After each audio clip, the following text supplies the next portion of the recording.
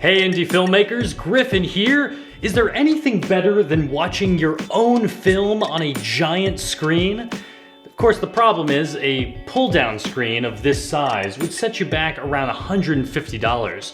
And a fixed screen like this with these nice black borders around it, that'll cost you around $400.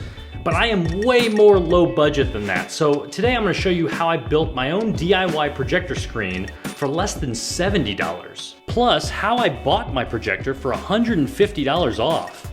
And to keep this projector portable, how I built a simple DIY tripod mount.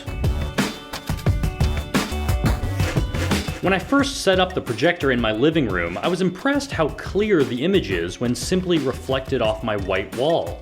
But in my basement, where I'm willing to make this a permanent setup, I don't have a plain white wall.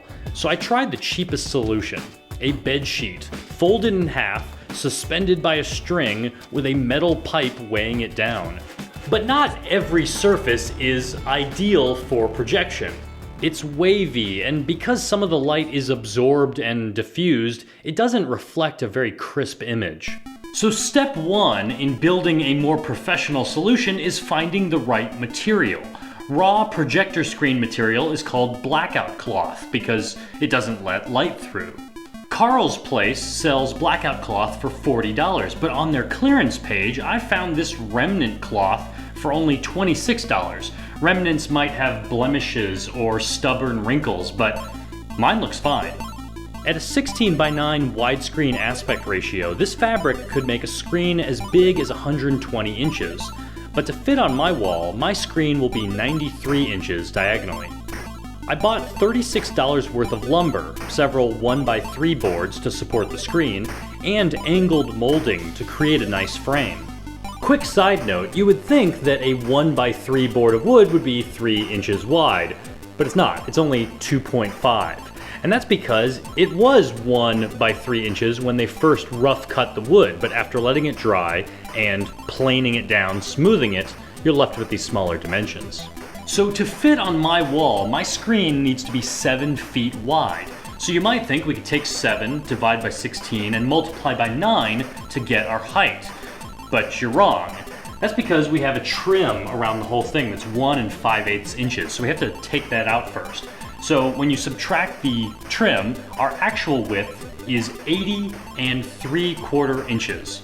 Divide that by 16, multiply by 9, and you get 45.42 inches is the actual screen height. Then we can add the trim back in, and we get 48 2/3 inches as the total height.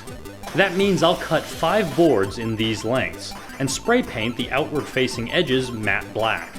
Then, after drilling pilot holes so I don't crack the wood, I'll attach them with 3-inch screws.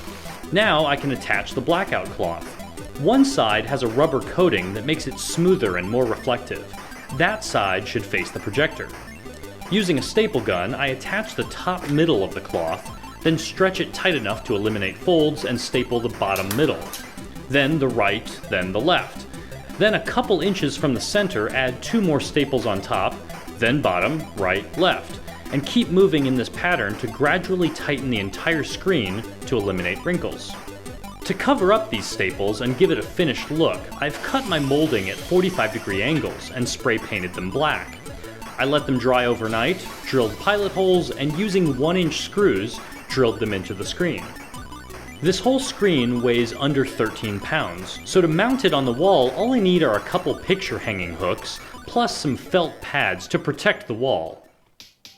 And wow, this looks way better than hanging a bed sheet. It's flat, and because it reflects the light better, the image is brighter and sharper, the blacks are darker, the colors are richer.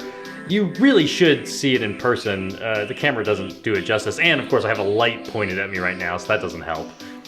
Projectors are often designed to work upside down, attached to ceilings. So because mine is right side up on this shelf, I need some scrap wood to prop it up to get the correct angle. Because of this, even when I max out the keystone adjustment, it's still slightly distorted. If I eventually mount this projector upside down, I should be able to get it to fit perfectly inside this frame. So the parts for this screen, which I'm right now using as a bounce board for this light, only cost me $70. So obviously the most expensive part of this whole operation is the projector.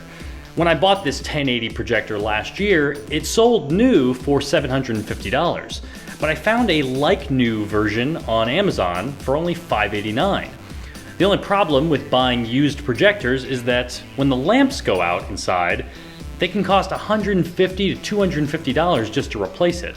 Fortunately, the lamp in this projector is supposed to last 3,000 hours, and when I bought this, it was used but for only 20 hours. So that could be a great way to save some money on a projector. I try to get my money's worth with this projector, so it moves a lot, upstairs into the living room, over to friends' houses, so I needed a portable solution, a way to attach my tripod even though it doesn't have a tripod mount. It only has these 3 M3 screw holes. So I went to the metric section of my local hardware store, found the M3 screws, and picked up a 1/4-inch wood insert. I cut a piece of plywood to fit my projector, drilled a hole for the tripod-sized wood insert, and attached the projector with the M3 screws. Now I can slap on a quick release plate and use the projector with my tripod. Perfect for watching movies outside. This projector has been great for screening my own film to make sure that everything looks okay on a large-scale screen. And I'm not much of a gamer, but because I finished the documentary, I rewarded myself with a PS3. And now that I have this giant screen to play on, I'm not sure I'll ever leave this basement. If you have any questions about the build, let me know in the comments. And if you like this video, you should actually click like. That'd be really cool.